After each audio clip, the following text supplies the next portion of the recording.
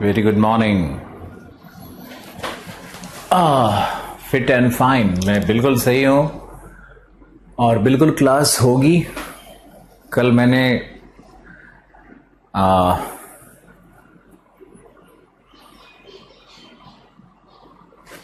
I am absolutely fine, मैं बिल्कुल बिल्कुल सही हूं, चिंता नहीं करने का।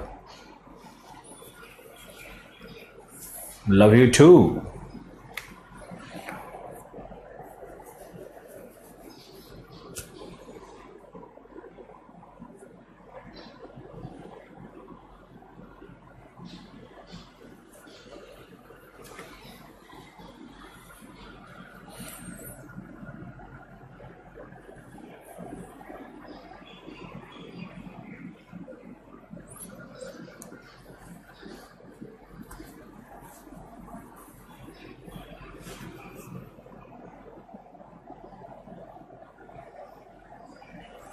कोर्स की चोरी हो रही है? कैसे हो रही है?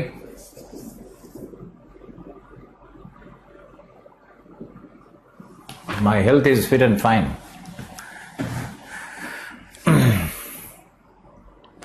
बताओ कैसे चोरी हो रही है कोर्स की? कौन है चोर? मैंने ब्रेकफास्ट कर लिया, बिल्कुल कर लिया। तुम लोग के साथ बैठते हैं, लगता है घर में बैठे हैं। हमारे प्रियजन बैठे हैं और पूछ रहे हैं कैसे हो सर, लव यू सर, क्या खाया सर।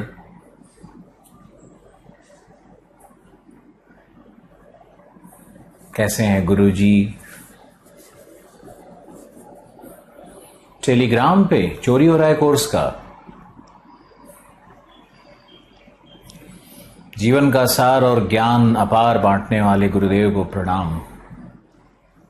मेरे पास कोई आशीर्वाद नहीं है, सबसे बड़ा दर्द यही है जीवन का। इतने लोग प्रणाम करते हैं, इतने लोग आस्था से मेरे पास आते हैं। मेरे पास ऐसी कोई शक्ति नहीं है कि हम आशीर्वाद दे दें और ऐसा कुछ घटित हो जाए। इनफैक्ट किसी के पास ये कोई शक्ति नहीं है। हमारा भाव हो सकता है लेकिन हमारे पास शक्ति नहीं है। भाव अच्छा है, सेंटिमेंट इमोशंस हैं, तो उसके आधार पर तो पता नहीं कितना फर्क पड़ता है। दवा और दुआ से तो पता नहीं कुछ नहीं होता है। जो होता है उसको चमत्कार ही कहेंगे। वो चमत्कार मतलब मुझे लगता है कि मेरे पास एक मैजिक स्टिक होता और हम घुमाते और तुम लोग सब सेटल कर जाते। ऐसा कुछ नहीं है कि आईएएस बन जाते, कि आईएएस बनना ही सबसे बड़ा अचीवमेंट है इस दुनिया में। ये तो कोई आईएएस भी नहीं कहता है, अचीव करने के बाद भी नहीं कहता है। गुड मॉर्निंग ऑल, के हाल छे, के हाल चाल छे, सब ठीक छे।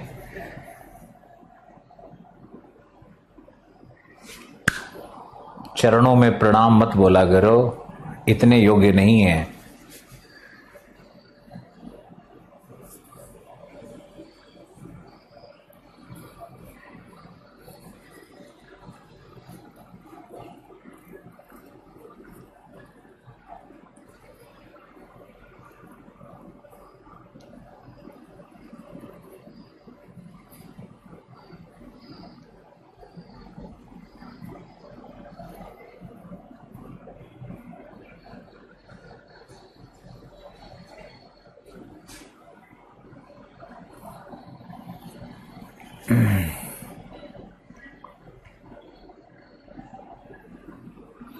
आपकी क्लास तो हाउसवाइफ के लिए वरदान है। घर में होते हुए भी हम क्लास ले लेते हैं और अपनी फैमिली को भी देख लेते हैं। आपका बहुत बहुत धन्यवाद सर, दिल से थैंक यू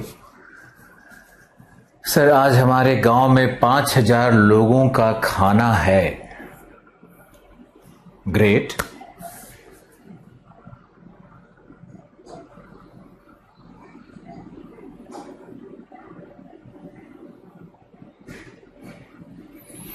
एनवायरनमेंट की क्लास आपकी हम भी लेंगे।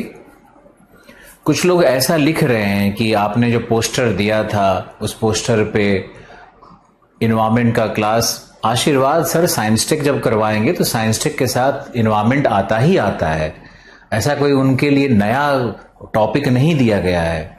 साइंस टेक के टीचर साइंस वाले पार्ट में इन्वायरमेंट को पढ़ाते ही पढ़ाते हैं, ज्योग्राफी में भी इन्वायरमेंट पढ़ाया जाता है, तो ज्योग्राफी वाला पार्ट भी हम आपको देंगे ना, क्यों परेशान हो आप, हम भी ज्योग्राफी वाला पार्ट आपको देंगे। तो आप ऐसे समझो कि आपको इन्वायरमेंट पढ़ने का मौका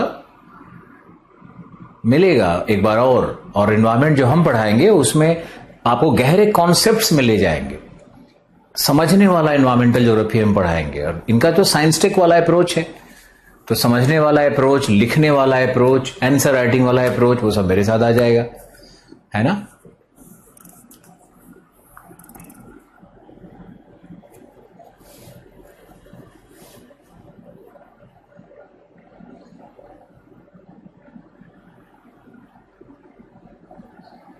मैं आपके मैसेज का रिप्लाई कैसे नहीं देता हूं, ये तो गलत बात है। कई बार मैसेज निकल जाता है तेजी से, ऐसा कुछ डिस्क्रिमिनेशन जैसा तो है नहीं।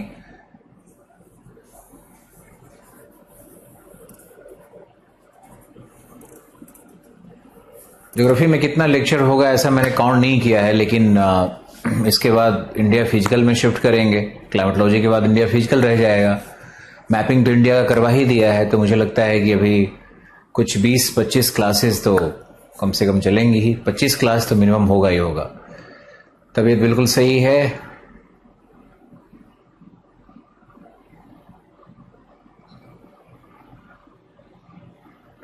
कोई बात नहीं है, इन्वायरमेंट को समझाने के लिए हम भी हैं ना, आप परेशान मत हो। कोई भी स्टूडेंट पहले से ही दुखी, पहले से ही कुछ ऐसा जजमेंट नहीं करेगा, ओके।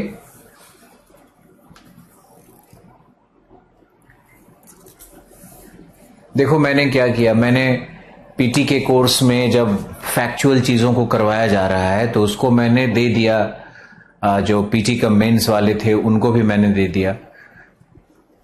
इसलिए दिया कि मेरी इच्छा होती है कि हर व्यक्ति अच्छा पढ़े, अच्छा काम करे। इतना प्रोफेशनलिज्म नहीं समझ में आता है कि ये उसको दो, उसको ना दो, इसने इतना पैसा दिया तो यही दो, इतने उतना पैसा दिया तो ये मत दो। अरे कल्याण हो, आप प्रगति करो, आप सीखो। इतने सारे टीचर से पढ़ने का मौका मिला, हर टीचर कुछ न कुछ तो पढ़ाया ही होगा। बाकी किताबें हैं, रेफरेंस बुक्स हैं जो आपको हम इस बैच के अंत की तरफ देंगे।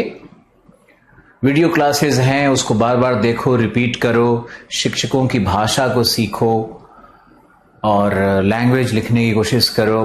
अब तो तुम्हारे हाथ में है कि तुम कितना मेहनत कर पाते हो, कितना श्रम कर रहे हो अपने लिए।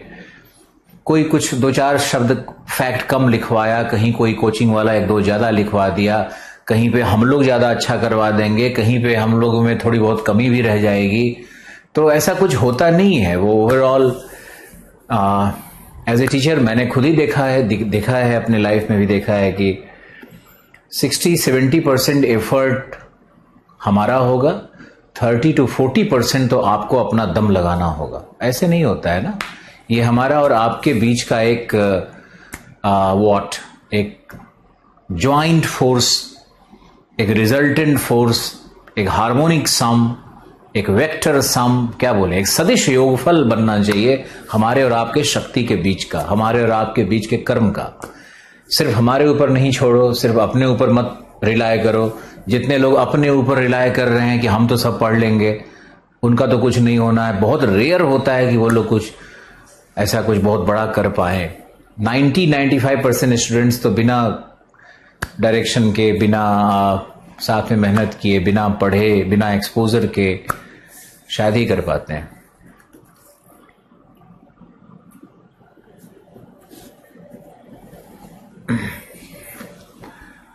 इन्वायरमेंट को साइंस टेक का टीचर पढ़ाता ही पढ़ाता है, तुम लोगों के मन में ये बात जानी चाहिए।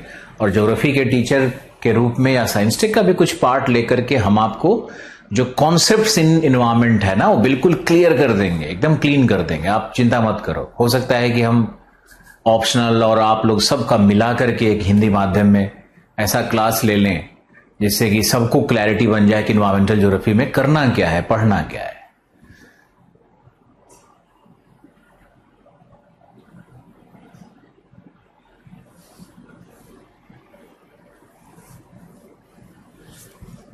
चलिए ओके, शुरू करते हैं। कहाँ करवाया था हमने, मुझे थोड़ा याद दिलाओ अगर कहाँ पे थे हम लोग। क्लाइमेटोलॉजी में हमने हीट बजट किया था। ओके ओके, मुझे याद आ गया। अब चलते हैं और देखते हैं।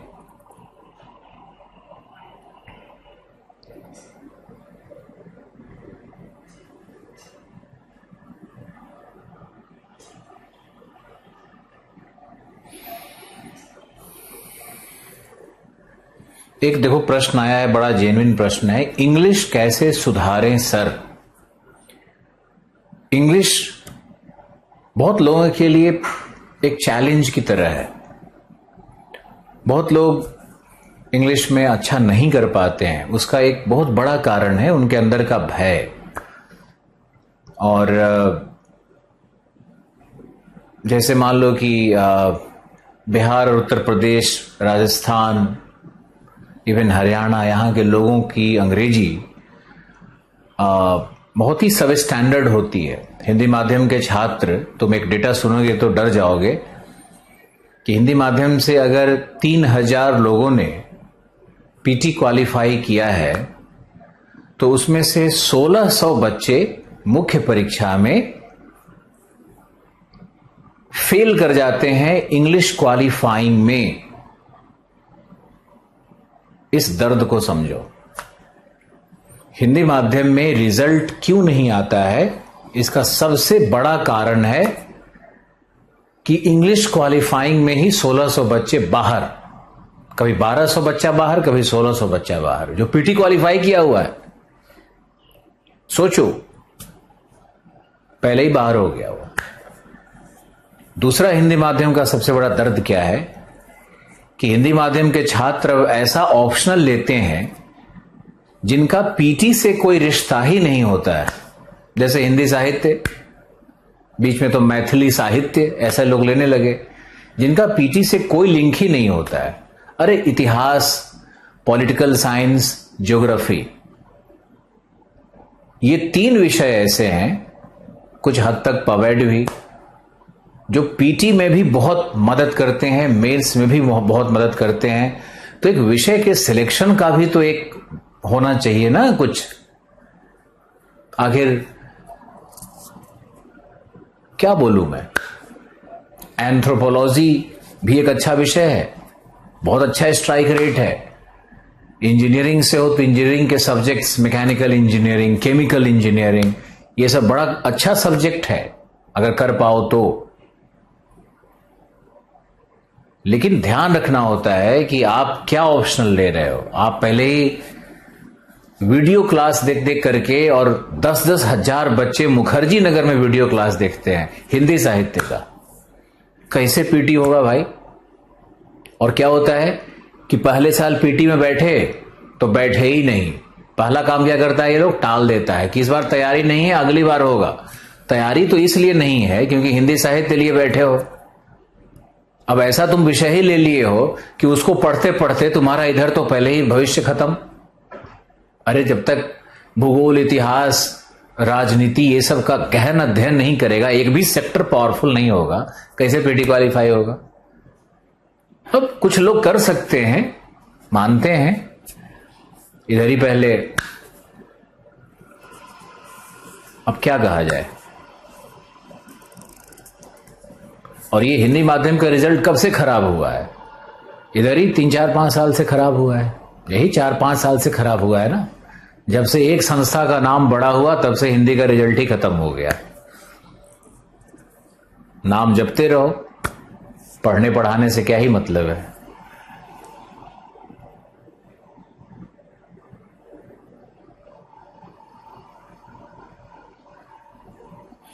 इंग्लिश में देखो क्या करना है, हम बताते हैं, वही स्टेप को फॉलो करो। ये सर, वो सर, ये सर, कोई अंग्रेजी नहीं सिखा पाएगा। मेरी बात ध्यान से सुनो, कोई भी व्यक्ति तुमको अंग्रेजी नहीं सिखा पाएगा, क्योंकि अंग्रेजी भाषा है, ज्योग्राफी नहीं है। भाषा के सीखने के कुछ गुर बता सकता है ना, कुछ टेक्नोलॉजी बता सकता है। लेकिन जो लोग इंग्लिश पढ़ाते हैं मेरी बात ध्यान से सुनो, जो लोग इंग्लिश पढ़ाते हैं, कहीं भी पढ़ाते हैं, क्या वो खुद अच्छी अंग्रेजी बोल पाते हैं? बताओ। वो अंग्रेजी का ग्रामर पढ़ाते हैं, क्या वो बैठ करके 1 घंटा हम लोग से डिबेट कर लेंगे? हमसे विशेष करके। ये मेरा अभिमान मत कहना, मत कहना कि आलोक सर बड़े अभिमानी हैं, नहीं।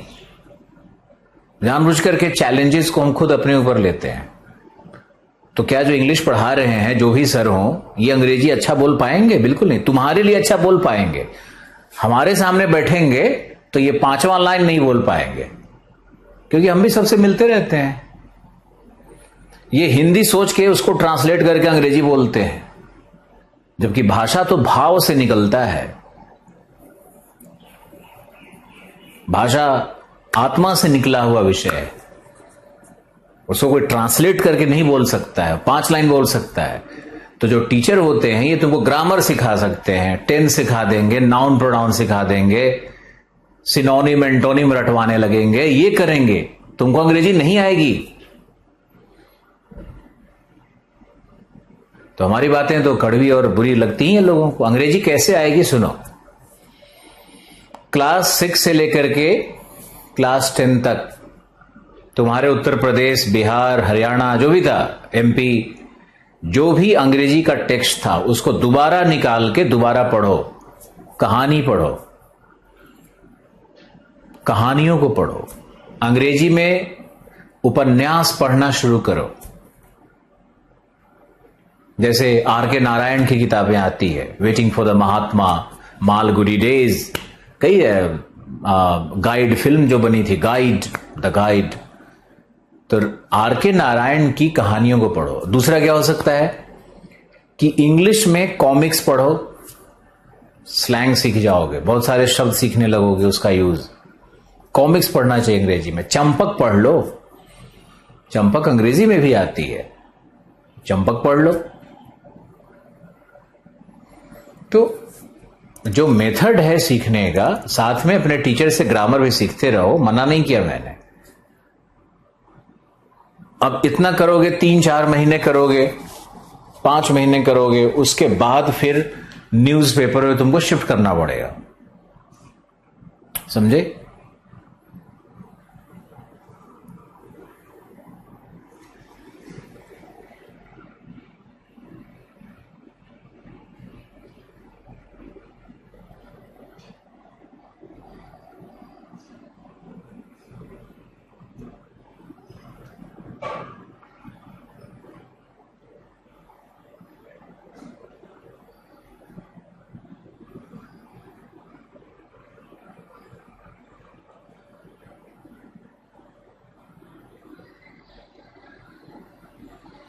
और जिसकी इंग्लिश और हिंदी दोनों अच्छी है वो तो बहुत बहुत ही अच्छी बात है, फिर क्या कहना है। चलो विषय पे आते हैं। और आप लिखो वायु दाब, नहीं नहीं नहीं नहीं, पहले क्या था? वर्षण। आप लिखो आर्द्रता। आज का विषय भी जलवायु विज्ञान का बड़ा ही बहुत ही महत्वपूर्ण विषय है, और आर्द्रता पढ़ना है आपको। लिखिए आर्द्रता।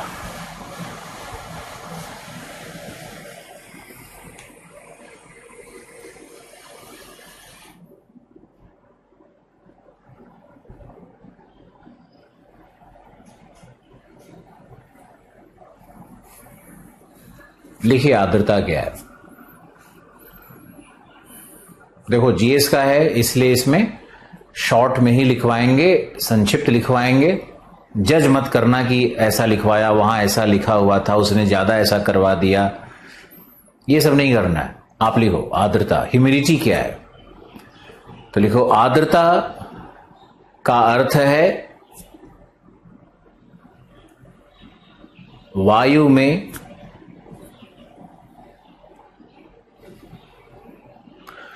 उपस्थित जलवाष्प की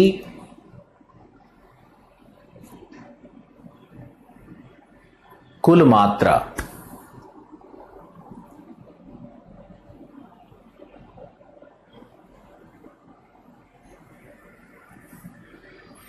यानी ह्यूमिडिटी का अर्थ है, अंग्रेजी का शब्द लिख लो, ह्यूमिडिटी का अर्थ है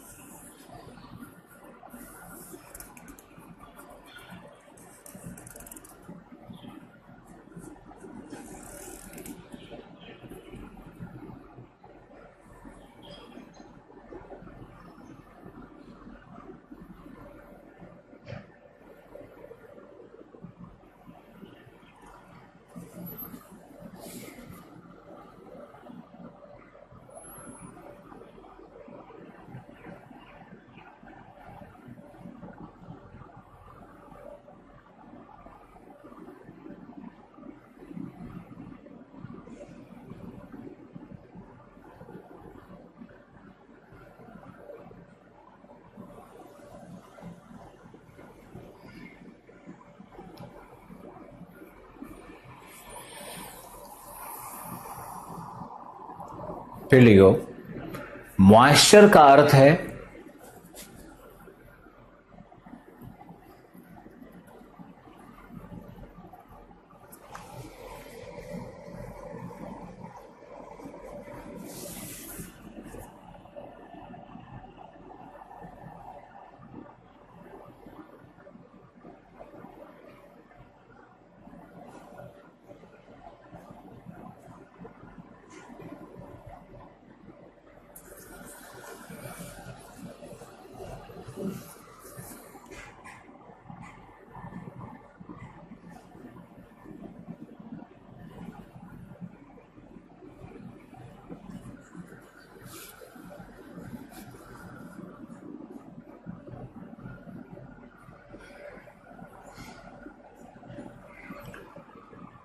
वायु में उपस्थित जलवाष्प एवं जलकण, हिमकण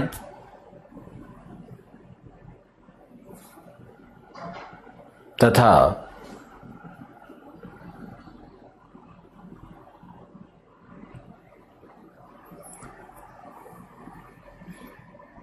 जल के अन्य अपरूपों की कुल मात्रा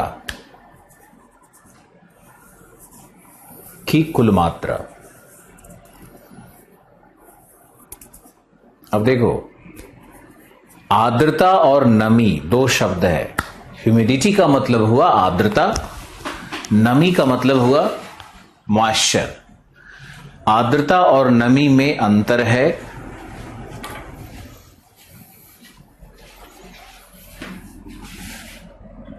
ह्यूमिडिटी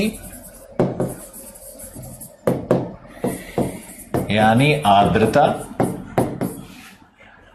मॉइस्चर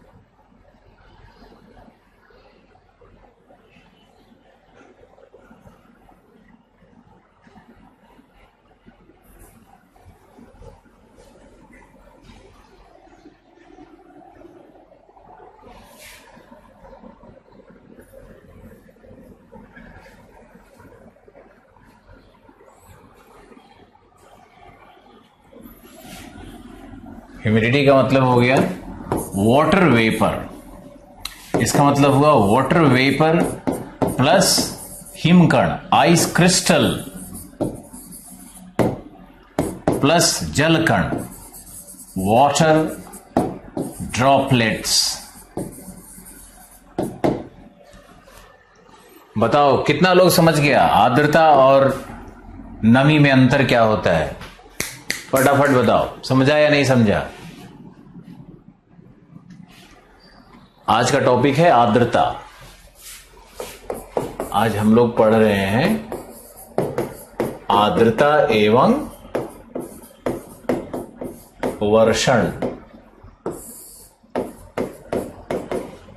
आर्द्रता एवं वर्षण को पढ़ रहे हैं, समझ गए? आज के बाद इन दो शब्दों में कंफ्यूजन नहीं होना चाहिए। कई लोग तो मॉइस्चर और ह्यूमिडिटी में अंतर ही नहीं जानते हैं। अब आप कोई भी किताब पढ़ोगे, किसी का भी पढ़ोगे, तो दो शब्दों के अंतर को ध्यान में रखना है। कई बार क्या होता है कि वायुमंडल में जलवाष्प, सिर्फ अगर जलवाष्प का आकलन कर रहे हैं तो जलवाष्प एक गैस है। यानी वायुमंडल में देखो, अगर ये सिर्फ गैस है, गैसियस फॉर्म में है, गैस है। वायु क्या है? वायु गैस है। तो वायु जब गैस है तो इसमें तो जलवाष्प भी गैस के रूप में घुला हुआ है ना, अंदर सब जलवाष्प के रूप में ही मिलता है। लेकिन बहुत सारा वायु ऐसा होता है जिसमें जलवाष्प के साथ साथ हिमकण, छोटे छोटे हिमकण, छोटे छोटे जलकण, हिमकण, ये सब इसमें व्याप्त रहते हैं। तो वह वायु जो जलकण, हिमकण और वाटर वेपर तीनों से युक्त है, उसको हम लोग कहते हैं कि इसकी नमी, वो उसके नमी का आकलन है, मॉइस्चर का आकलन है। चलो पहला कॉन्सेप्ट खत्म होगा, दूसरे पे आओ। अब लिखो आर्द्रता के प्रकार। आर्द्रता के प्रकार। रुको, किसी का डिमांड आया है कि सर ब्लैक बोर्ड कर दीजिए, कुछ लोग कहता है व्हाइट बोर्ड ही करिए। तो ये है हमारा आर्द्रता के प्रकार। अब इसको भी देखो, जीएस वाले बच्चे 1 सेकेंड 1 मिनट में इसको सीख सकते हैं, बहुत ही आसान है। आसान है तो नहीं, आसान हम कर दे रहे हैं। आर्द्रता का प्रकार क्या है? तो सबसे पहला है निरपेक्ष आर्द्रता, एब्सोल्यूट ह्यूमिडिटी। दूसरा है विशिष्ट आर्द्रता, विशिष्ट आर्द्रता, स्पेसिफिक ह्यूमिडिटी। तीसरा है सापेक्षिक आर्द्रता, सापेक्षिक आर्द्रता, रिलेटिव ह्यूमिडिटी। ऑप्शनल में आने के बाद हम लोग पढ़ाते हैं मिक्सिंग रेशियो क्या है, ये सब तो अलग हो गया। मिक्सिंग रेशियो, मिश्रण अनुपात क्या है। एक और कॉन्सेप्ट आता है ह्यूमिडिटी कैपेसिटी क्या है, ह्यूमिडिटी कैपेसिटी क्या है। मुझे नहीं लगता है कि जीएस में इनकी आवश्यकता नहीं है, मिक्सिंग रेशियो, ह्यूमिडिटी कैपेसिटी। ये मौसम विज्ञान का काफी अंदर फिर जाना पड़ेगा। आप इस 3 पे कॉन्सेंट्रेट करो, यही यूपीएससी है। लिख लो, वैसे चाहते हो तो इसको भी लिख लो। निरपेक्ष आर्द्रता का मतलब क्या है? देखो कितना आसान कर दिया, वेट अपॉन वॉल्यूम। इसका मतलब हुआ कि कितना ग्राम जल, कितना ग्राम जल, यहां ग्राम में कर देते हैं। वॉल्यूम कितने क्यूबिक मीटर, क्यूबिक मीटर यानी m पे पावर 3 कर दो, वायु में उपस्थित है। वेट अपॉन वॉल्यूम, यानी इसको लिख सकते हो, लिख लो, दिए गए आयतन में उपस्थित जल की मात्रा का भार।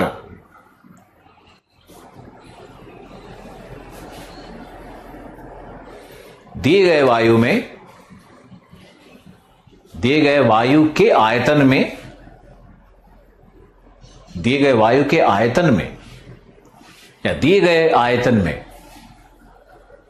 वायु में उपस्थित जल की मात्रा का कुल भार, ग्राम अपॉन। अब विशिष्ट में आओ तो ये है वेट अपॉन, ये होगा वेट अपॉन वेट, यानी ग्राम अपॉन किलोग्राम। कितना आसान हो गया। अब बुक में जाओगे तो लैंग्वेज इतना डिफिकल्ट है, पढ़ पढ़ करके और इक्वेशन बनाते रहो, समझते रहो, है कुछ नहीं है। तो आप जीएस के अनुसार सीखो इसको। विशिष्ट आर्द्रता क्या है, निरपेक्ष आर्द्रता क्या है? ग्राम अपॉन केजी। लिखिए, दिए गए 1 किलो वायु में, दिए गए 1 किलो वायु में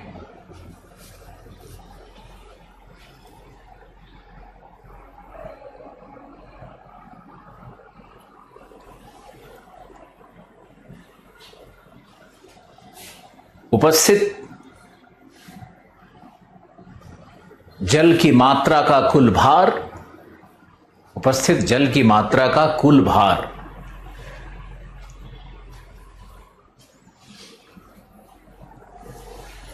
ये हो गया विशिष्ट आर्द्रता। अब आइए सापेक्षिक आर्द्रता।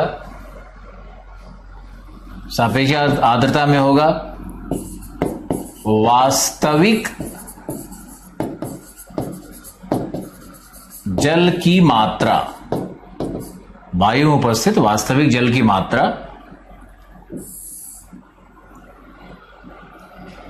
अपॉन वायु का दिए गए तापमान पर जल ग्रहण करने की क्षमता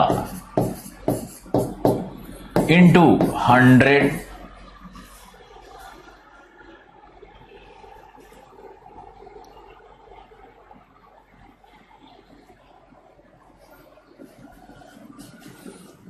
इंटू 100 लिखा।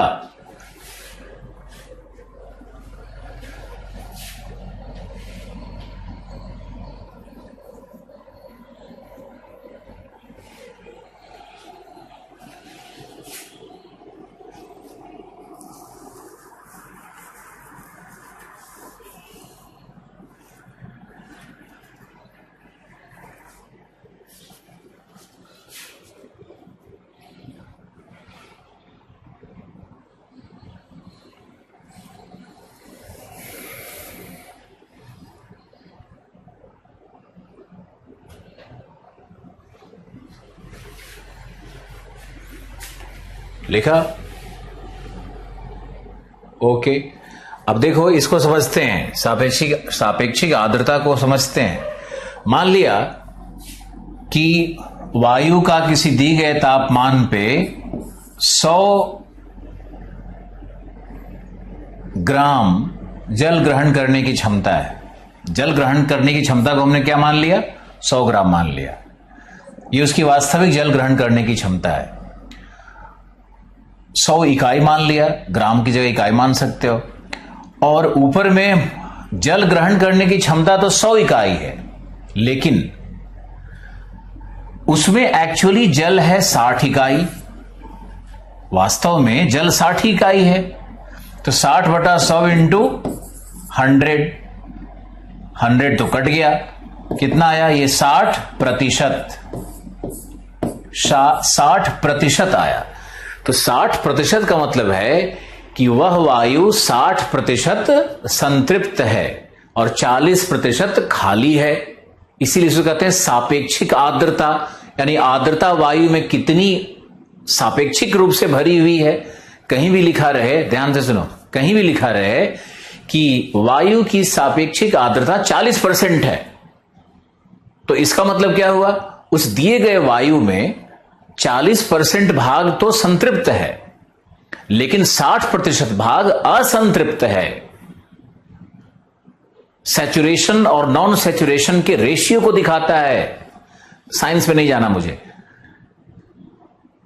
सामान्यीकरण करके सीखो, कुछ भी आएगा सॉल्व हो जाएगा।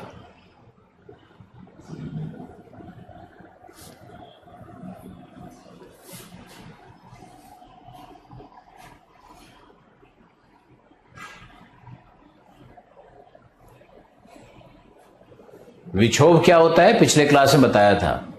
साइक्लोन एक विक्षोभ है, थंडर स्टॉर्म एक विक्षोभ है, टर्बुलेंस, वायुमंडल में जो टर्बुलेंस हो जाए, उथल पुथल हो जाए, सब विक्षोभ है। आंधी आ जाए, विक्षोभ है।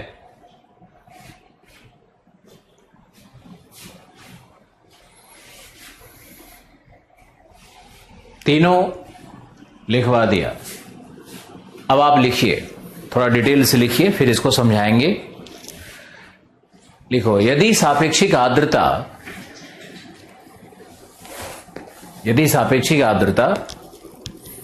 50% है,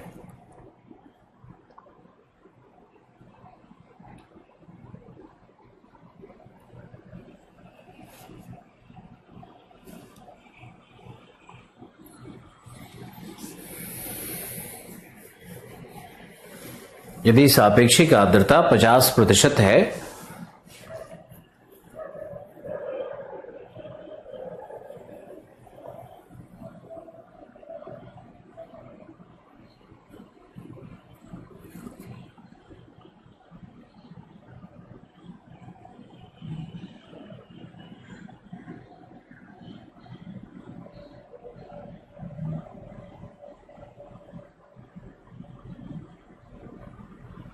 लिखो। तब इसका अर्थ है कि वह वायु या उस वायु में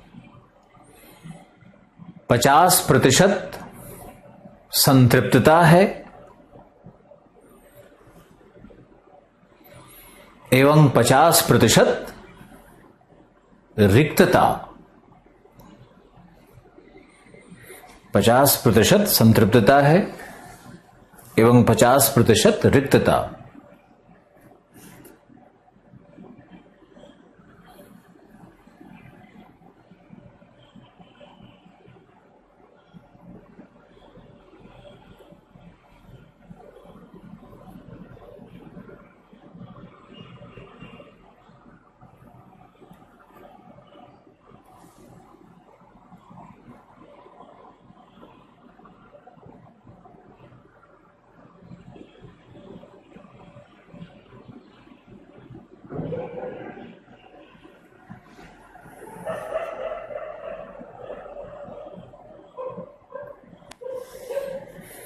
कल मैंने क्लास लिया नहीं था, उसके एक दिन पहले की बात है। ओके, अब लिखो।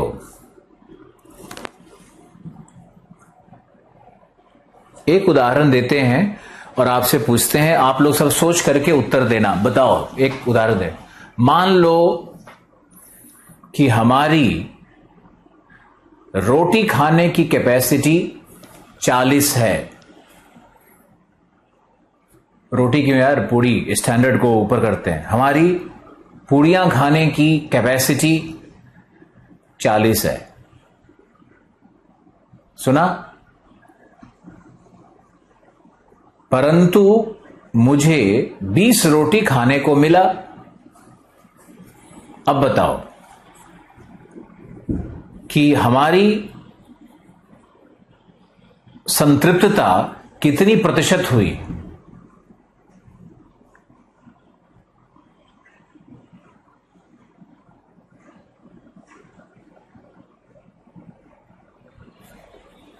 हमारी संतृप्तता कितनी प्रतिशत हुई? इस फॉर्मूले से निकाल लो ना। एक लिख रहा है 20%,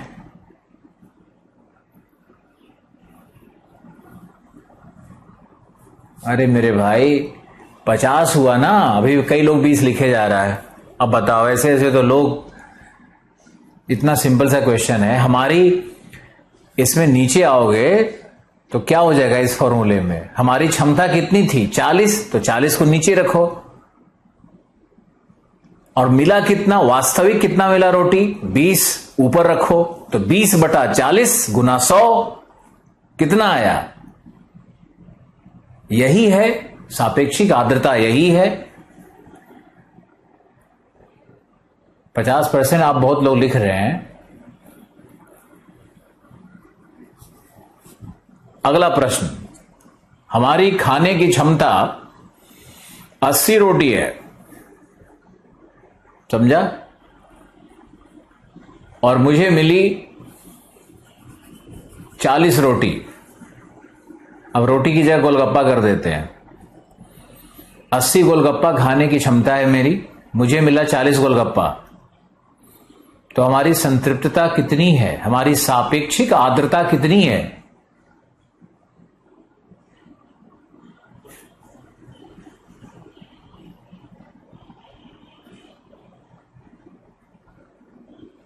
%50। अब सभी लोगों का बिल्कुल सही आ रहा है, एक्यूरेट आ रहा है। मुझे संतुष्टि है, आपके उत्तर से बहुत संतुष्टि है।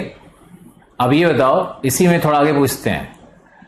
अगर हमारी कैपेसिटी है खाने की 40 रोटी और मुझे मिला 40, हमारी कैपेसिटी है 40 रोटी खाने की और मुझे 40 रोटी दिया गया। अरे भाई, हम 40 रोटी खा लेते हैं, हंस क्यों रहे हो? 40 रोटी खा लेते हैं। डिपेंड करता है कि रोटी में गाय का घी लगा है या नहीं, और उसके साथ आलू का भुजिया क्रिस्प वाला, खीर और किसकी सब्जी बोलूं?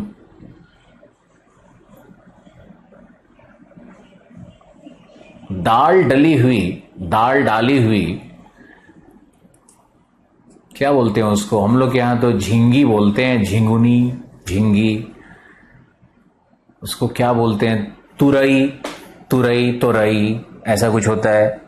जो लाइन वाला होता है ना, वो मुझे बहुत टेस्टी लगता है। एक तुरई होता है जो कि जिसका स्किन बिल्कुल सॉफ्ट, और एक तुरई होता है जिसमें कि लाइंस रहता है। ये लाइन वाला तुरई दाल के साथ मजा आ जाता है, घी वाली मुलायम रोटी, लौकी नहीं। नेनुआ का वो एक वेरिएंट है, आई अंडरस्टैंड। नेनुआ, नेनुआ, परोर, कुछ कुछ बोलते हैं यार, अलग अलग प्रांत में अलग अलग बोलते हैं।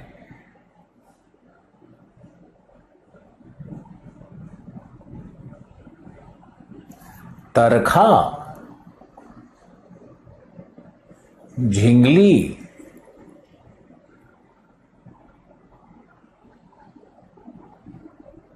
आप अपने हाथ से कब खिलाएंगे?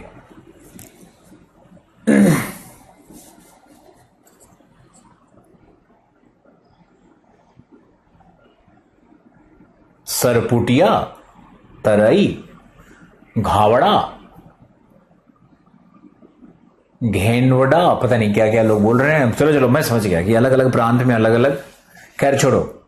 मान लो कि मेरा ईटिंग कैपेसिटी 40 है और मुझे 40 रोटी मिल गया। बताओ आरएच कितना होगा हमारा, रिलेटिव ह्यूमिडिटी कितना होगा, सापेक्षिक आर्द्रता कितनी होगी, यानी संतृप्तता कितनी होगी? बताओ। 40 था, 40 मिल गया।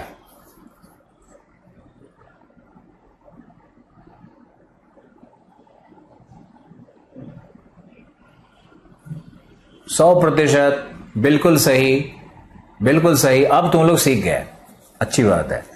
सापेक्षिक आर्द्रता में बस इतना याद रखो, किताबों में स्पष्टता नहीं है बहुत ज्यादा। आपको याद रखना है कि लिखा है कि सापेक्षिक आर्द्रता 40% है, इसका मतलब 40% भाग संतृप्त है, 60% खाली है। आगे लिखिए, नोट्स बनाइए, लिखिए, लिखो, यदि संतृप्तता, यदि आरएच, ऐसा लिख दो, यदि आरएच, आरएच मतलब रिलेटिव ह्यूमिडिटी, आगे से हम सिर्फ आरएच बोलेंगे। यदि सापेक्षिक आर्द्रता 100% है, यदि सापेक्षिक आर्द्रता 100% है, तब इसका अर्थ है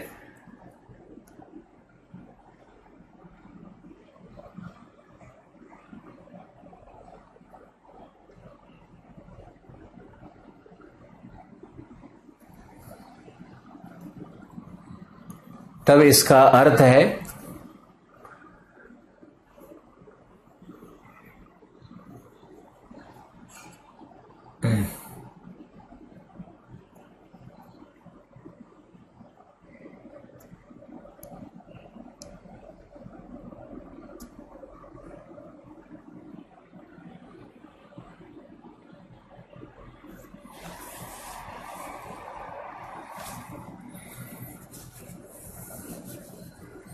रुको, एक लाइन बोलने दो। क्या लिखा है? तब इसका अर्थ है कि वायु संतृप्त है, ये वायु पूर्णतः संतृप्त है। अगर आरएच 100% है तो वायु पूर्णतः संतृप्त है।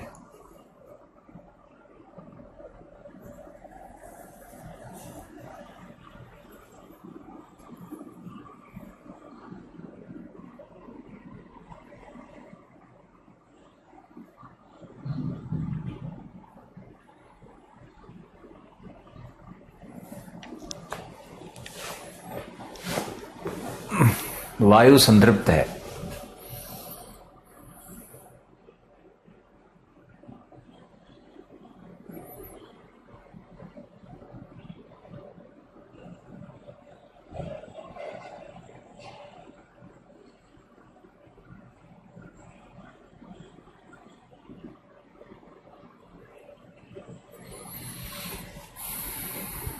लिखो, जिस तापमान पर वायु संतृप्त होती है,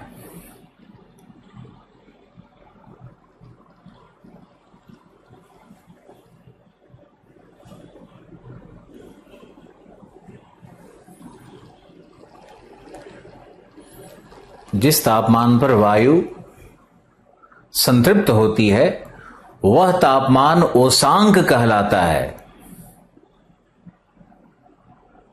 वह तापमान ओसांक कहलाता है।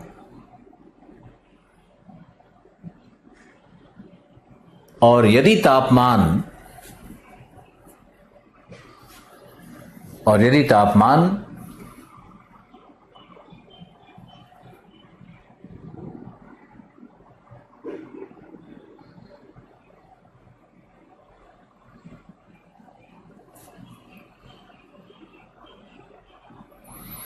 0 डिग्री अथवा कम हो,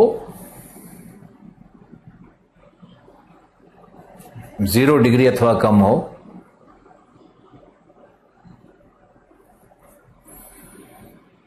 तब उसे हिमांक कहते हैं।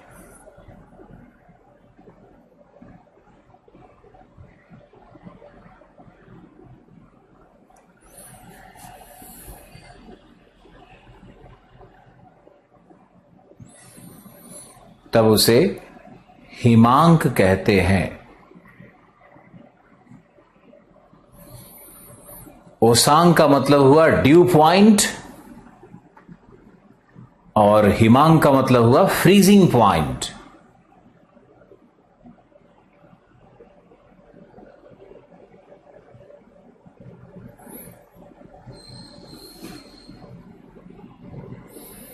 जिस तापमान पर सापेक्षिक आर्द्रता 100% हो जाए, वायु संतृप्त हो जाए, उसको ओसांक कहते हैं। कई गाइड्स में, कई किताबों में, कई जगहों पे, कई शिक्षकों के द्वारा यह बताया जाता है कि जिस तापमान पर वायु का संघनन हो वह ओसांक है। एकदम गलत, बिल्कुल गलत। और यह बिल्कुल आवश्यक नहीं है कि वायु संतृप्त हो जाए तो उसका संघनन ही हो, ऐसा आवश्यक नहीं है। तो वायु संतृप्त हो सकती है लेकिन संघनन नहीं हो सकता है। तब भी ड्यू पॉइंट बोलेंगे। ड्यू पॉइंट क्या है? वह तापमान जिस पे वायु की संतृप्तता 100% हो जाए, यानी जिस तापमान पर RH 100 हो जाए उसको क्या बोलेंगे? Due point. अब ड्यू पॉइंट को समझाते हैं क्या है।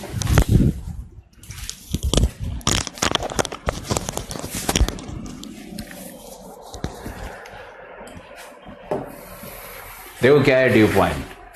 मान लो कि ये वायु है, इसमें 60% RH है और इसका तापमान है 20 डिग्री सेंटीग्रेड। अब देखो क्या होगा।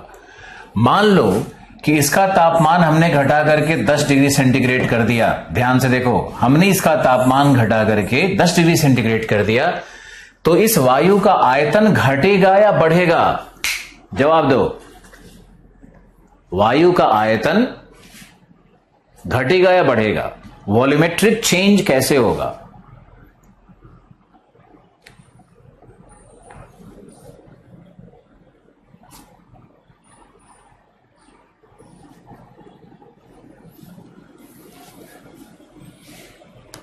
घटेगा बढ़ेगा? घटेगा, बिल्कुल सही। इसका आयतन घटेगा। अब देखो ये घट गया आयतन, तो ये जो 60% जल था ये इसमें आकर के आर्द्रता को 100% कर देगा, हाँ या नहीं? यहां देखो एक और लेते हैं। यहां मान लेते हैं एक और, ये वायु यहां पर है, यहां हमने इसका तापमान कर दिया है 15 डिग्री सेंटीग्रेड, तो ये हो गया 90%। और इसका मैंने कर दिया 10 डिग्री सेंटीग्रेड। तापमान को लगातार घटाते रहे तो 10 डिग्री सेंटीग्रेड जब पहुंचे तब इसकी संतृप्तता 100% हो गई। तो ओसांक क्या हुआ? यही है तुम्हारा ओसांक, यही ओसांक है।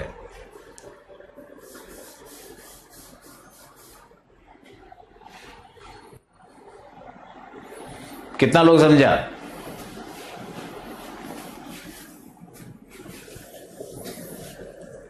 मुझे रह रह के पता नहीं गाना गाने का क्यों मन करने लगता है। अभी गाना गाने का मन कर रहा है, किशोर कुमार याद आ गए। आंखों में काजल है, काजल में मेरा दिल है।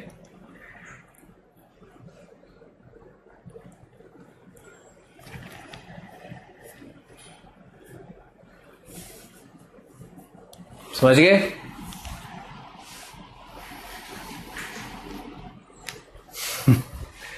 तुम लोग गाना सुनना आज जा करके। तो ये है ओसांग। ओके,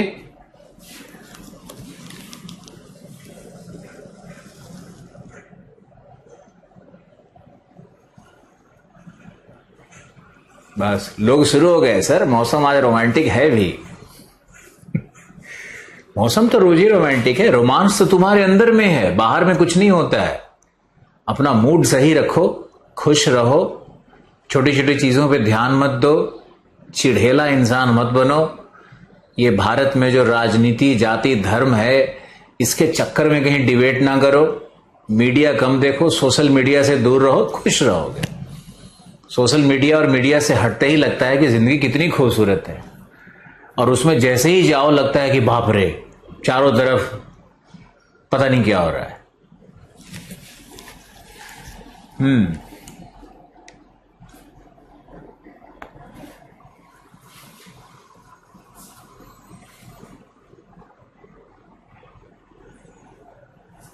अब एक लिख रहा है कि आपकी गर्लफ्रेंड का नाम काजल था क्या? था क्यों कह रहे हो? प्रेजेंट टेंस में क्यों नहीं है? क्यों नहीं? चलो ऐसे ही मस्ती कर रहे हैं, कुछ सीरियस मत ले लेना। ओके, चलो देखो यहां पे टेम्परेचर से वॉल्यूम का रिलेशनशिप क्या है। यहां देखो, इधर लाओ।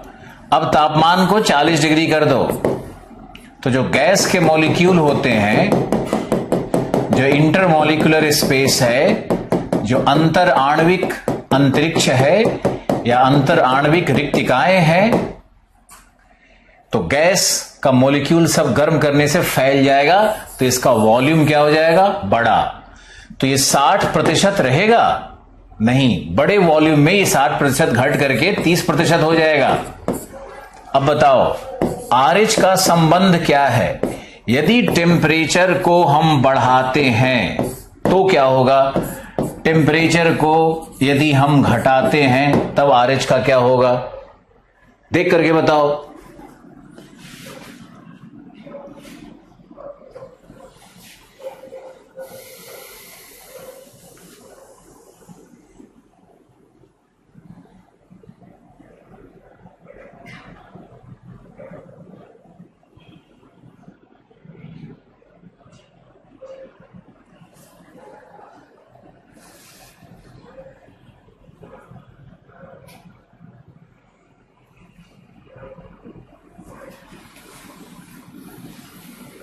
चलो इसको जल्दी दिखाओ, सीरियस कर लिया जाए। अभी तुम्हारा SMS हम नहीं देख रहे हैं, देखो जल्दी से इधर। 2 मिनट में देखेंगे, पहले हमको बताओ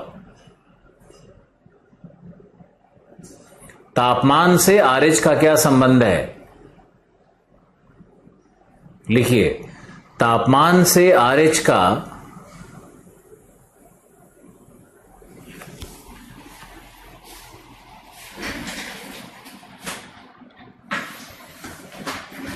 तापमान से RH का अन्योनाश्रय संबंध नहीं है। भगवान अरे तापमान से RH का कौन सा संबंध है? व्युत्क्रमानुपाती संबंध है।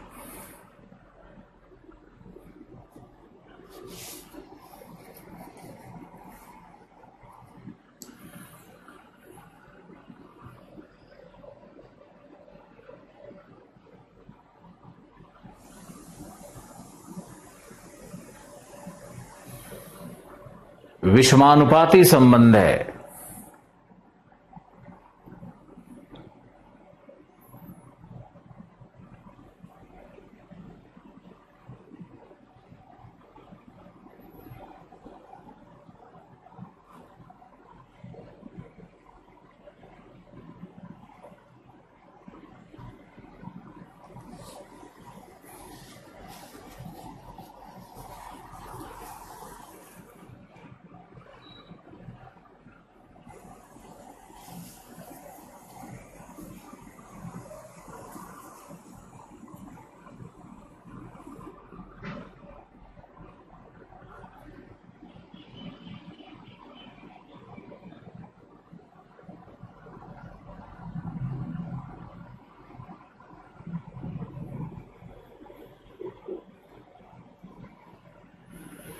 यानी तापमान बढ़ाने पे RH घटता है, तापमान घटाने पे RH बढ़ता है। आगे लिखिए,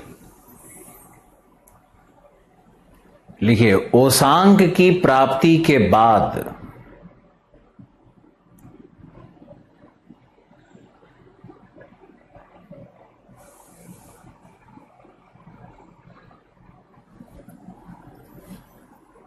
ओसांक की प्राप्ति के बाद संघनन का कार्य होता है।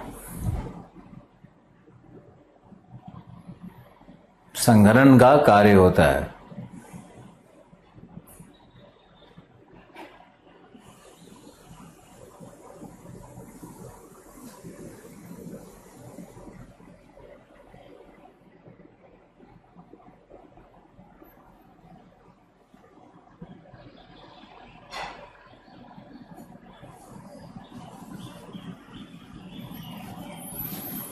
संघनन का अर्थ है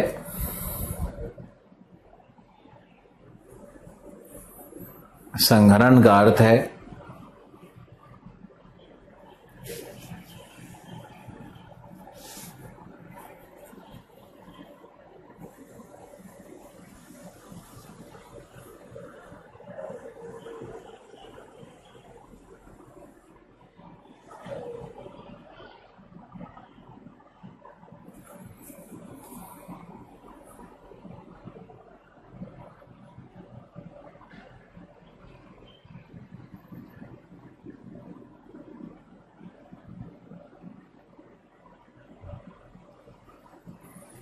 जलवाष्प का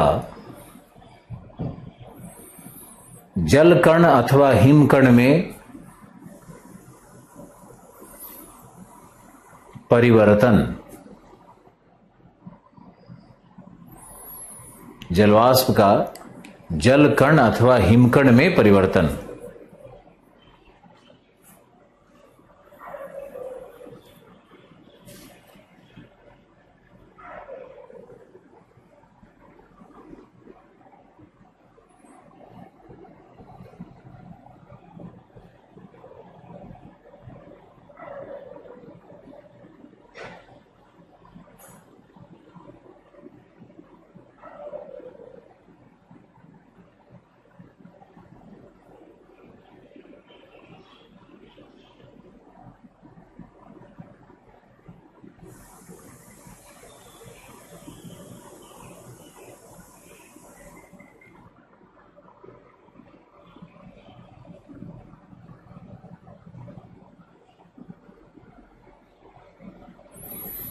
फिर लिखो संघनन की आवश्यक शर्तें क्या हैं।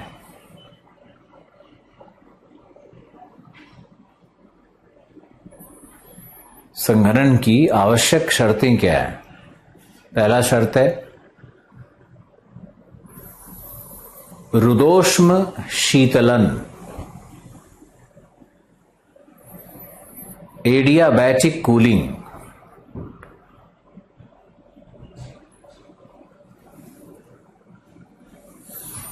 एडियाबैटिक कूलिंग क्या है हम बाद में कल समझाएंगे, आज मत पूछना। तो पहला है एडियाबैटिक कूलिंग, रुदोष्म शीतलन।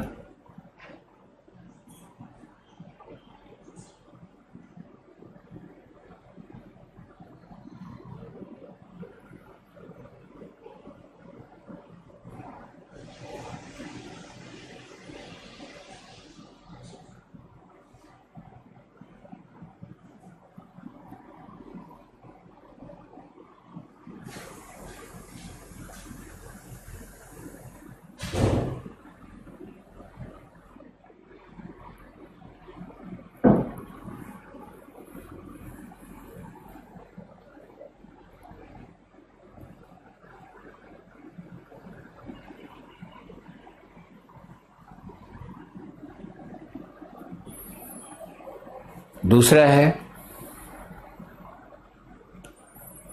वायु में अति सूक्ष्म ठोस कण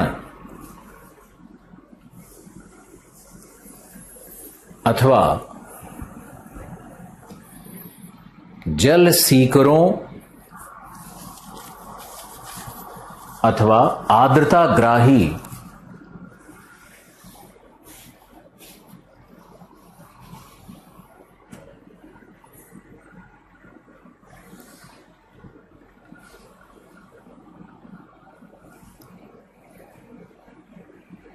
जल सीकरों अथवा आर्द्रताग्राही नाभिक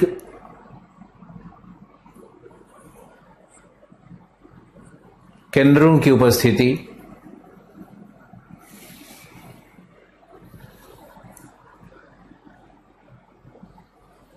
आर्द्रताग्राही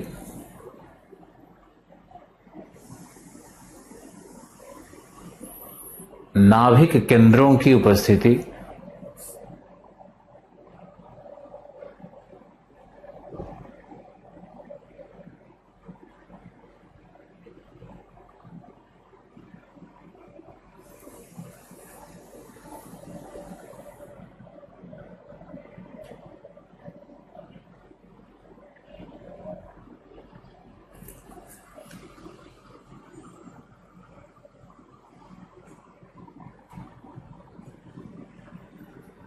फिर लिखो, समझाया जाएगा। तीसरा लिखो जलवाष्प दाब, वेपर प्रेशर।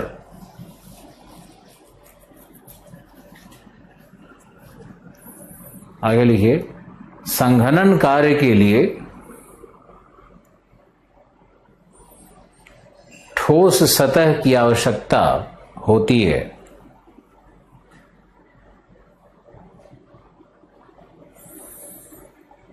जिनके अभाव में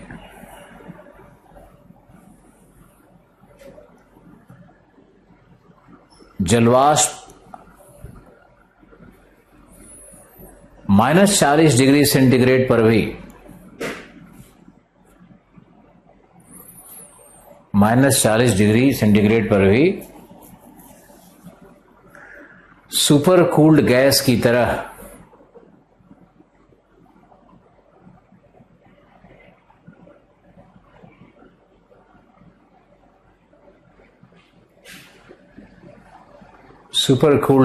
तरह उपस्थित रहता है।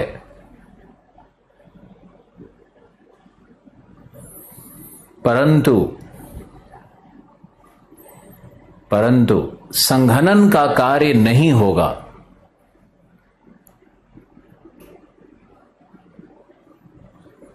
परंतु संघनन का कार्य नहीं होगा।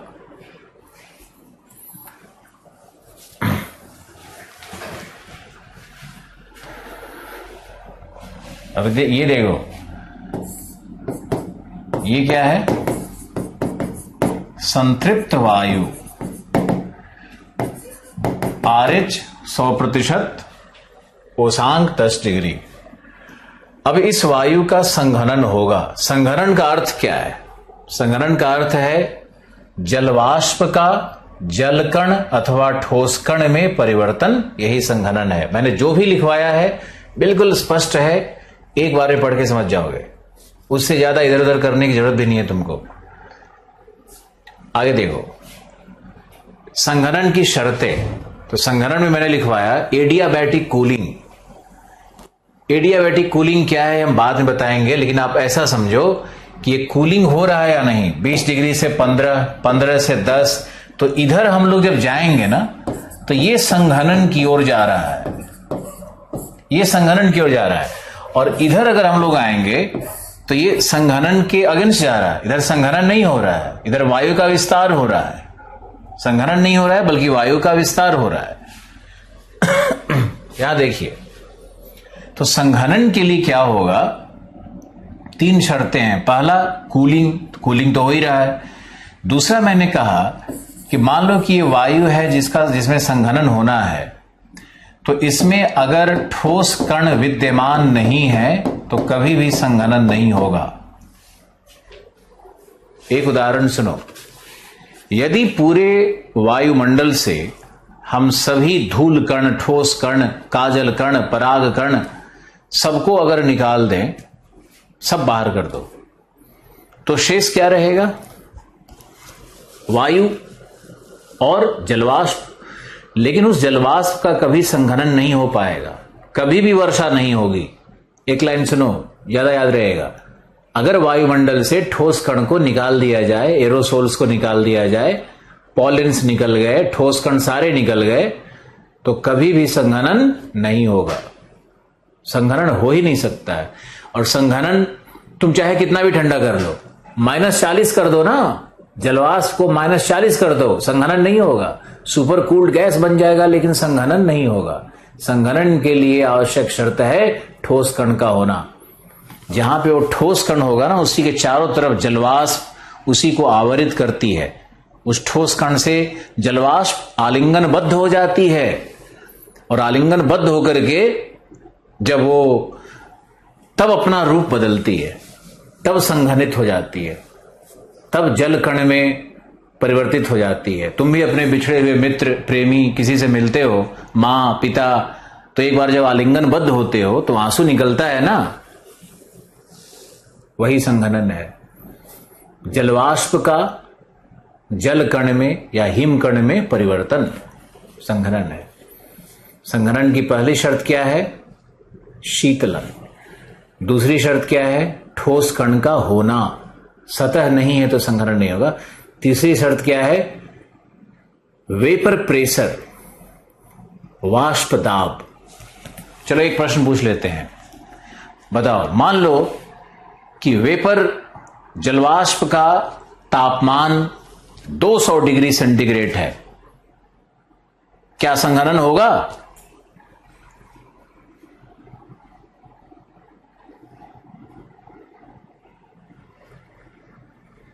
बताओ।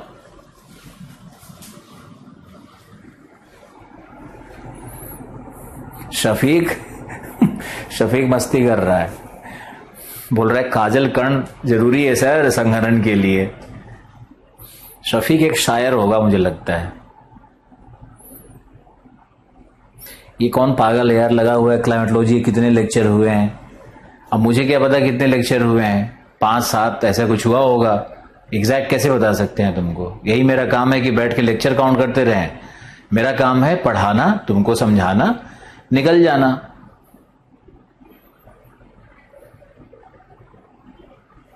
सब लोग लिखे नहीं सर, नहीं सर, नहीं सर। सब लोगों ने लिखा कि अगर तापमान, वाष्प का तापमान अगर 200 डिग्री सेंटीग्रेड कर दिया जाए तो संघनन होगा। सबने लिखा नहीं सर, लेकिन होगा। होगा, जलवाष्प दाब पर निर्भर करेगा। कैसे नहीं होगा? एक उदाहरण लेते हैं। कुकर है, कुकर है ना, तो अगर कुकर है तुम्हारे पास तो तुम उसका पानी बॉयल करो, सीटी निकाल दो। अब सीटी निकाल करके दूसरा प्लेट सीटी के ऊपर रखो, तो देखो कि वेपर का प्रेशर इतना तेज है कि सारा वेपर टकरा करके जल बूंद में कन्वर्ट होकर के टपकना शुरू कर देगा। हाँ या नहीं? हाँ या नहीं लिख करके भेजो।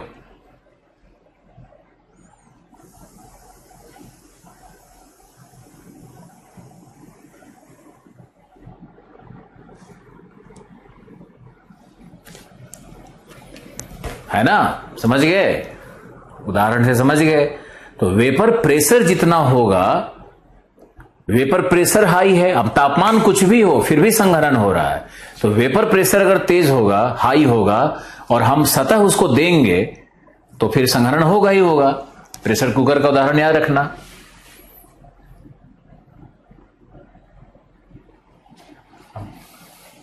लिख रहे हैं डेली चूल्हा पर यही होता है। गुड।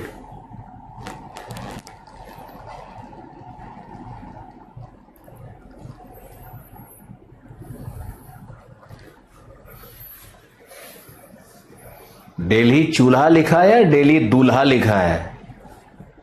दूल्हा भी रोज आंसू बहाता है क्या? पता नहीं।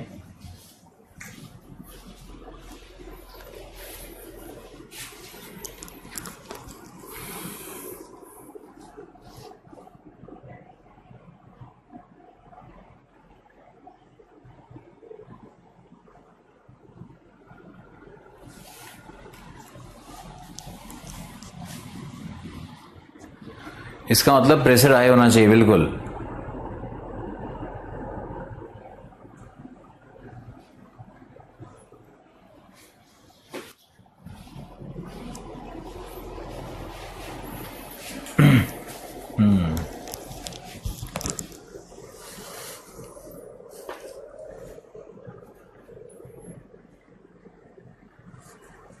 चलो ओके, तो संघनन की 3 शर्तें।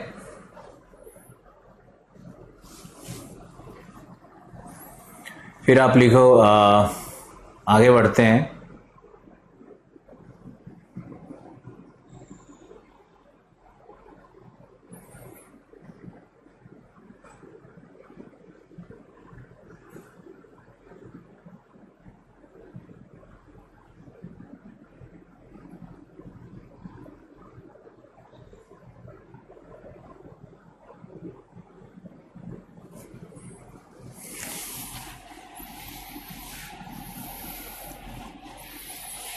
अब लिखिए संघनन के प्रारूप।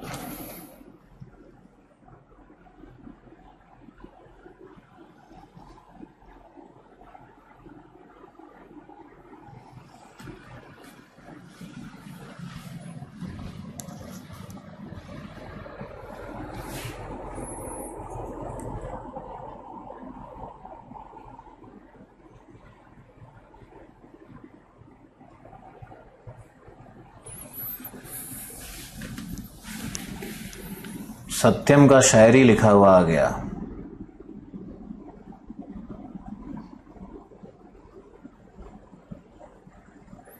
अरमानों के ताप चाहे जितना हो, उम्मीदों के बोझ हमें संघनित कर ही देते हैं। वाह, अरमानों के ताप, उम्मीदों की बोझ, समझ में कम ही आ रहा है, लेकिन वाह।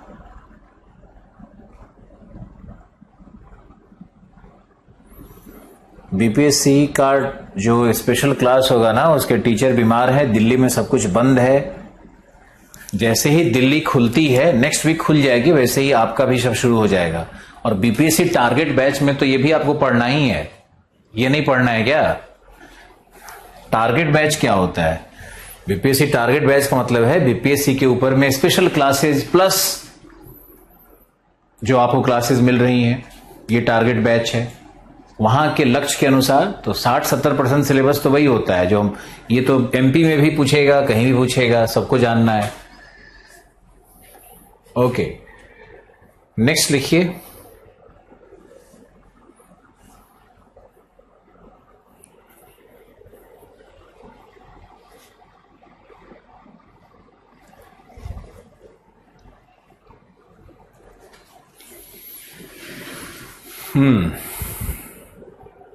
अब देखो संघनन के प्रारूप या संघनन के रूप।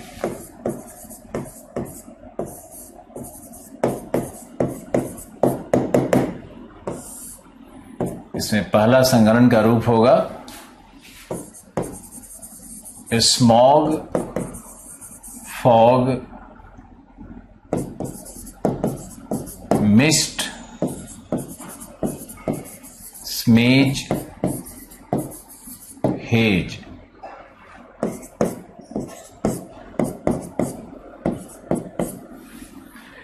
स्मॉग का हिंदी है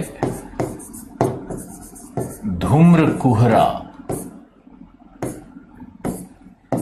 यह है सिर्फ कुहरा, यह है कुहासा। स्मेज है धूम्र धुंध और हेज है धुंध। हिंदी शब्दों का भी प्रयोग कर सकते हो, लेकिन इंग्लिश में याद रखोगे तो शायद बेहतर होगा। अब स्मॉग क्या है? यह है अर्बन स्मोक, धुआं प्लस फॉग। इसमें दृश्यता क्या होती है? इसमें दृश्यता होती है फ्यू मीटर्स, लिखा रहता है लेस देन फ्यू मीटर्स।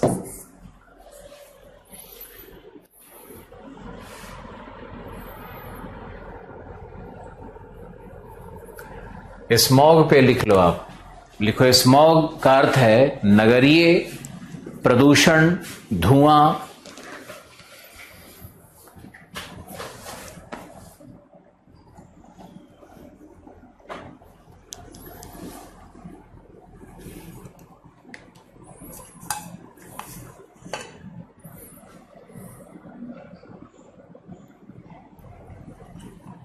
जो स्टूडेंट झारखंड का है, बिहार का है, हरियाणा का है, कहीं का भी है, उसको यूपीएससी और जो पीसीएस की क्लासेस हैं 60% मिलेंगी और 30-40% उनकी स्पेशल क्लासेज स्टेट वाली हो जाएंगी।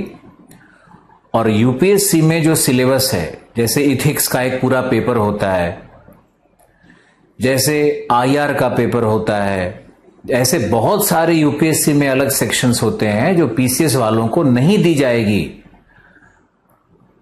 आपके समझ में आना चाहिए।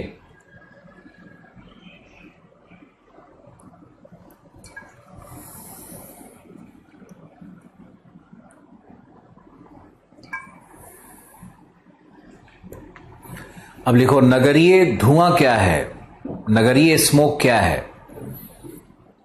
तो sulphur dioxide, nitrogen oxides, carbon monoxide,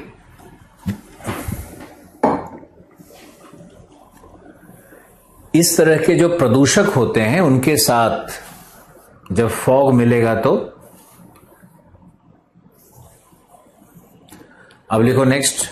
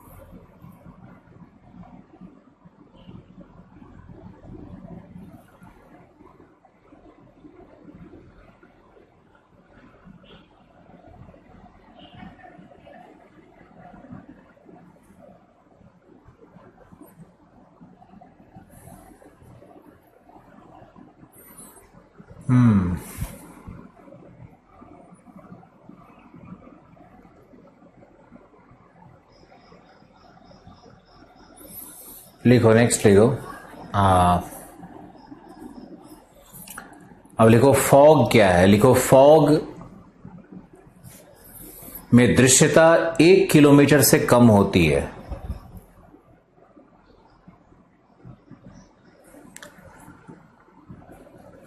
जब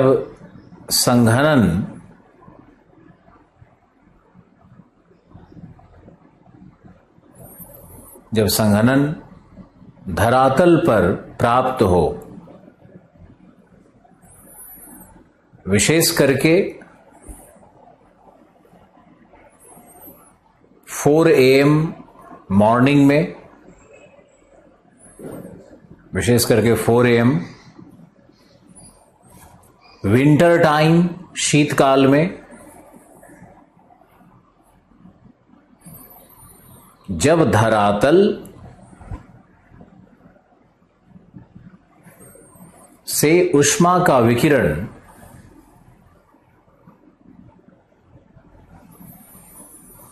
तीव्र होने के कारण, ऊष्मा का विकिरण तीव्र होने के कारण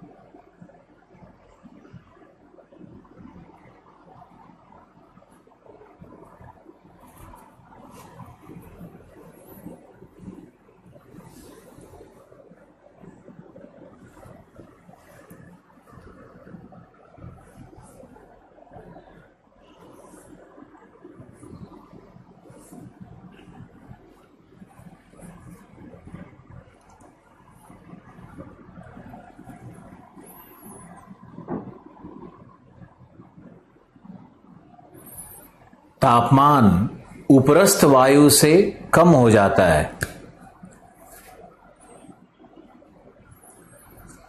तापमान उपरस्थ वायु से कम हो जाता है।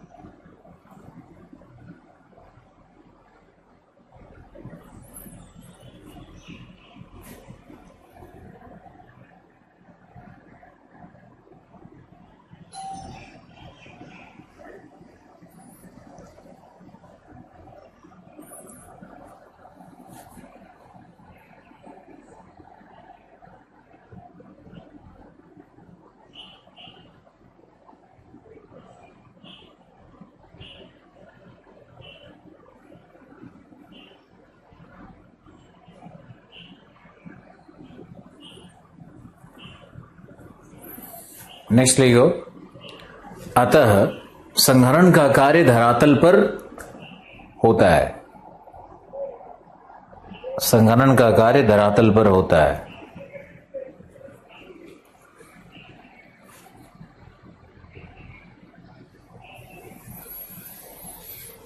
ये जो फॉग है ना, इसको हम तापमान के विलोमता वाले विषय में डिटेल पढ़ाएंगे, समझाएंगे। इसको अभी थोड़ा सा होल्ड कर लो। दो चीजें होल्ड की है, रुदोष्म शीतलन होल्ड कर दिया, फॉग का फॉर्मेशन होल्ड कर दिया। थोड़ा सा विषयांतर हो जाएगा। चलो लिखो, नेक्स्ट है, तीसरा है मिस्ट। लिखो, दृश्यता 2 से 3 किलोमीटर तक। दृश्यता 2 से 3 किलोमीटर तक।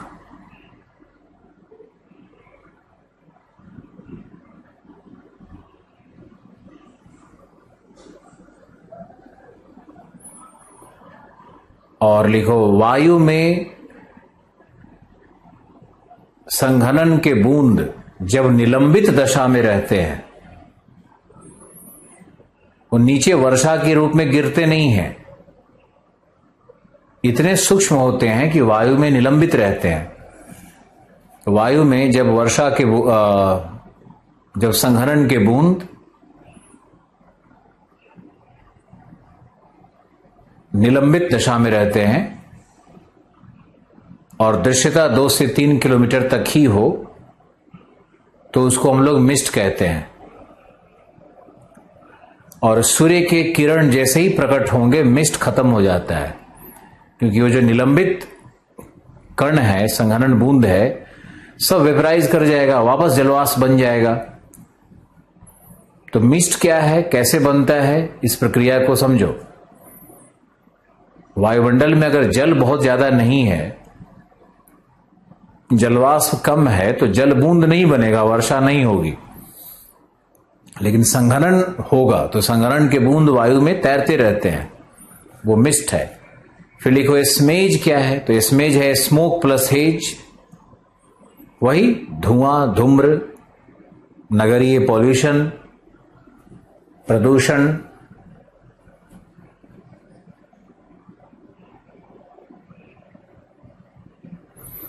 अरे बेल हमारा नहीं बजा, हमारे फ्लैट के दिल्ली में नगरीय जीवन का तुमको क्या कहे, आसपास में सारा फ्लैट्स है, किसी का भी बिल बजता है तो हमारे घर में भी लगता है बिल बज गया। कोई बिल नहीं बजा रहा है हमारा, सामने में टीवी चलता है, उसकी आवाज आती है, चिड़िया बोलती है, वो भी आवाज आती है, सब आनंद लो।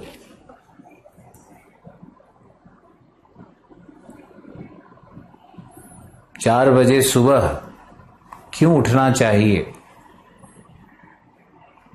सचिन तेंदुलकर रोज सुबह 4 बजे उठते हैं, अक्षय कुमार 4 बजे सुबह उठते हैं, मिलिंद सोमन 4 बजे सुबह उठते हैं।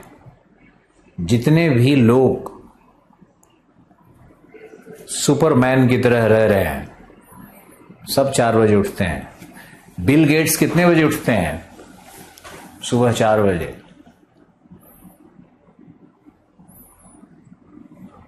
बिल गेट्स 62 साल के हुए शायद, उनका डिवोर्स हो रहा है। कारण पता चला? कारण था कि उनका किसी से प्रेम हो गया है। बिल गेट्स अब उससे शादी करके रहना चाहते हैं और 27 साल पुराना मैरिज टूट रहा है। तो धन संपत्ति का कोई संबंध नहीं होता है किससे। नाम, यश, धन संपत्ति सब अपनी जगह है, मानवीय भावनाएं अपनी जगह है। अब बिल गेट्स सही हैं या उनकी पत्नी सही है पता नहीं, लेकिन बिल गेट्स की पत्नी बिल गेट्स को छोड़ करके, बिल गेट्स की पत्नी कौन थी? उसके यहां काम करने वाली एक मामूली कर्मचारी, बिल गेट्स के कंपनी की एक छोटी पद की मैनेजर थी, प्रोडक्शन हाउस में एक छोटे पद पे थी।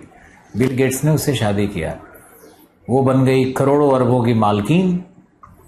अब उन्होंने क्या किया कि हम चैरिटी करेंगे साउथ अफ्रीका में घूम घूम के चैरिटी और घूमना फिरना। बिल गेट्स रह गए अकेले। जिंदगी में तो चाहिए कॉम्पेटिबिलिटी। अब महिला का सशक्तिकरण हो गया, इतना पैसा मिल गया, मालकिन हो गई, फाउंडेशन की चेयरमैन बन गई, तो अब वो बिल गेट्स को छोड़ के घूमने लगी। बिल गेट्स बेचारे अकेले रहते रहते आज के 4-5 साल पहले किसी और बंधन में बंध गए। अब दुनिया कहेगी कि भाई बिल गेट्स बेकार आदमी है। कौन बेकार है, क्या सही क्या गलत है, इसका फैसला दो आप पर ही छोड़ देते हैं।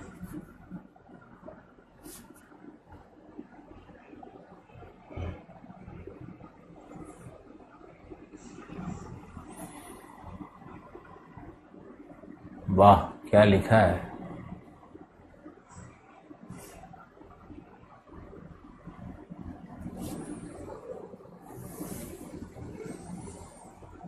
होता तो है,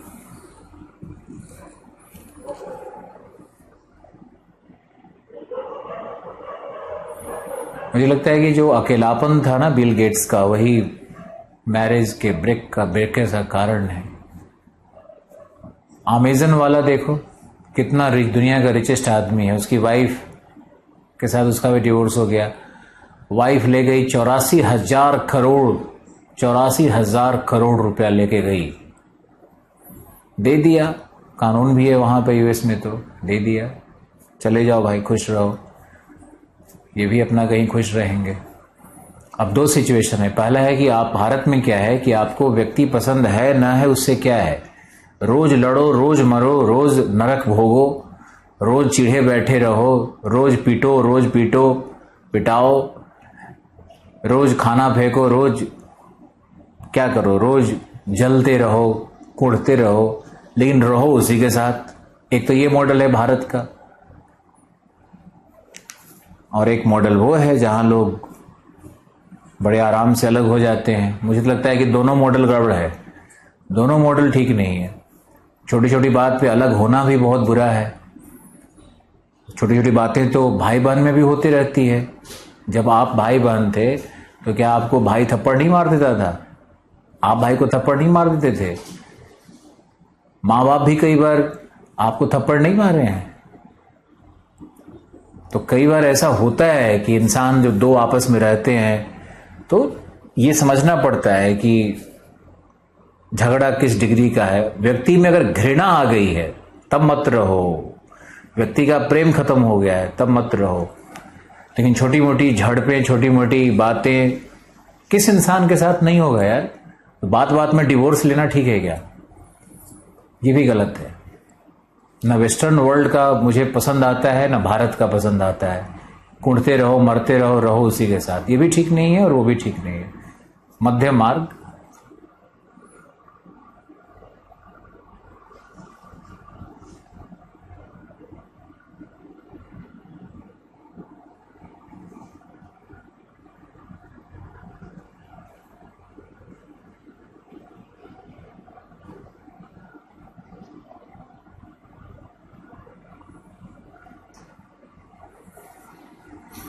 हम तो आपके सीखने के लिए ये चीज़ें बोलते हैं कि आप इतने हजारों लोग हमसे जुड़े हुए हो, तो जीवन में आगे जाओगे तो शायद कुछ बातें याद रह जाएगी। मुझे तो ऐसा लगता है कि आप खुश रहो, आपका भविष्य अच्छा हो। अब तुम लोग में से लिख रहा है, सर आपकी मैडम छोड़ के चली गई हैं क्या? हद है। लालू जी की बुराई कर दो तो क्लास में जितने यादव टाइटल लड़के रहते हैं उसमें से कुछ लड़के भड़क जाते हैं कि आप तो यादव की बुराई कर रहे हो। हम कह रहे बाप रे, ये तो किसी भी चीज का कुछ बोलो तो ऐसे ही होता है। कभी राजीव गांधी का तारीफ कर दो, शीला दीक्षित का तारीफ कर दो तो अरे अब तो कांग्रेसी हो। मोदी का कभी तारीफ कर दो तो अरे आप तो आरएसएस के आदमी हो। कुछ समझ में नहीं आता है कि हम कौन है। और सोशल मीडिया में तो कुछ भी लिखना अपराध है, वहां तो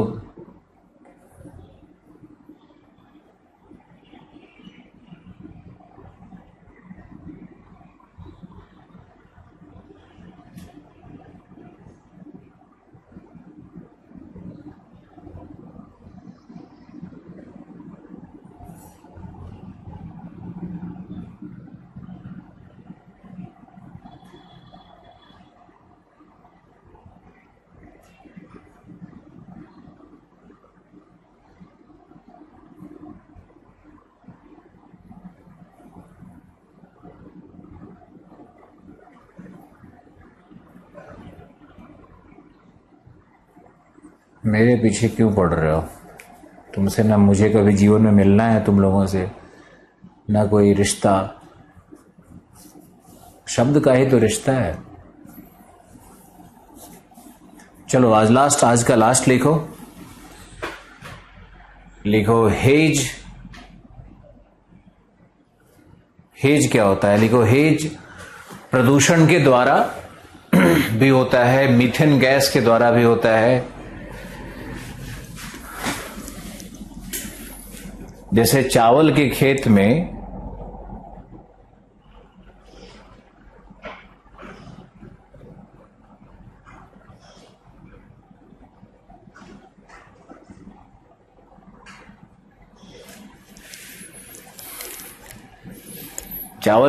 देखो सुबह सुबह अगर गए होगे तो धुंध रहता है या नहीं रहता है?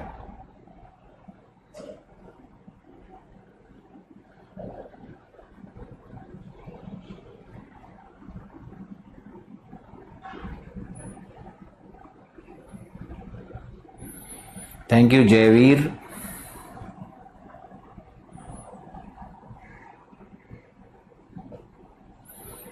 अभी जो क्लासेस चल रही हैं 4-4, उसको चलने दो। आगे क्लास की चिंता क्यों कर रहे हो? धान के खेत में आप जाओगे ना सुबह सुबह तो देखोगे कि चारों तरफ धुंध फैली हुई है। वही हेज होता है। वो एक्चुअली चावल और कीचड़ से मीथेन गैस निकलता है। तो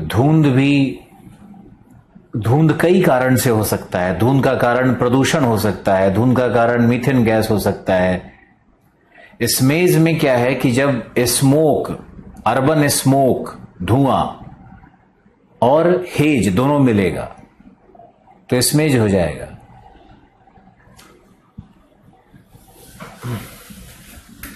दूर से लगेगा ना कि बादल है, पास में जाओगे तो गायब हो जाएगा, उसको धुंध कहते हैं। इसमें दृश्यता होती है 5 किलोमीटर तक की। अब यहां पर अगर हम दृश्यता को ले लें तो हमने ऐसे क्यों बनाया है?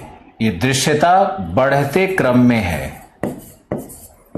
बढ़ते क्रम में दृश्यता को यानी सबसे ज्यादा कम दूरी तक दिखेगा। अगर स्मॉग आ गया तो आप 1-2 मीटर भी देख नहीं पाओगे। स्मॉग के चक्कर में फंसोगे तो बहुत बुरा रहता है। ये दिल्ली में लाल किला के पास कई बार या हाईवे पे स्मॉग आता है तो स्मॉग में तुमको आगे 2 फीट 4 फीट नहीं दिखता है, इतना बहुत मुश्किल। एक बार तो हम जयपुर से आ रहे थे, इतना भयानक स्मॉग का चक्कर पड़ा कि मत कहो। फिर हमने क्या किया, गाड़ी को, एक ट्रक था और ट्रक वाला दारू पिए हुए था, अंधाधुंध भाग रहा था, स्मॉग में भी भागे जा रहा था, वो हाईवे पे गड्ढे में भी ढनढनाते हुए निकल रहा था। हमने जस्ट उसके पीछे गाड़ी लगा दी कि यही जल्दी से पहुंचाएगा, इसका क्या होगा वो तो ऊपर वाला समझे। हम उससे बस 25 मीटर 15 मीटर पीछे ब्रेक मार मार के रुके हुए थे और भाग रहे थे उसके पीछे। पहुंचा दिया गुड़गांव तक बेचारा वो भी, और उसको कुछ नहीं हुआ, बहुत अच्छे से गाड़ी चलाया। दारू पीने के बाद स्मोक कुछ नहीं करता है, ये तो मैंने देखा है ड्राइवर्स का। चलो ये है दृश्यता बढ़ते क्रम में, सबसे कम दृश्यता यही है। फिर फॉग है, फिर ये 1 किलोमीटर से कम होता है, शायद मैं लिखवा दिया। ये 2 से 3 किलोमीटर तक दृश्यता होगी, ये भी 3 किलोमीटर तक दृश्यता रहती है। ये हेज में 5 किलोमीटर तक दृश्यता रहेगी। इस तरह से इस चार्ट को आप याद रखो। आज के लिए काफी है, 15 मिनट का आपके पास टाइम है, आप इस ब्रेक को एंजॉय करो, खाना खा लो। हेज शहर में भी हो सकता है ना, हेज प्रदूषण से भी आ सकता है।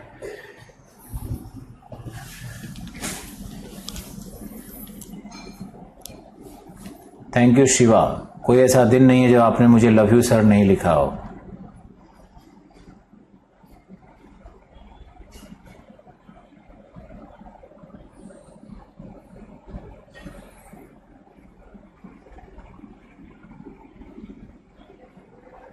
ग्रेटर नोएडा में हो तुम?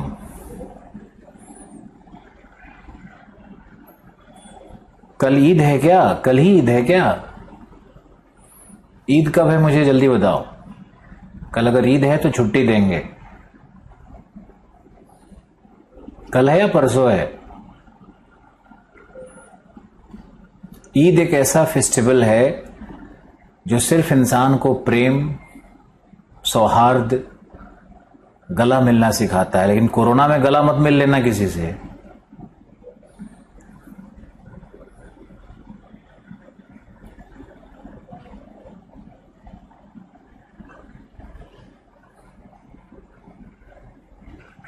थैंक यू प्रतिभा। ईद परसों है ना, वही तो। लेकिन अगर शाम में चांद दिख गया तो वही। अभी हालांकि बादल इतना है कि पता नहीं दिखेगा कि नहीं दिखेगा। शायद अरब से लोग देखते हैं चांद या भारत में अलग देखते हैं।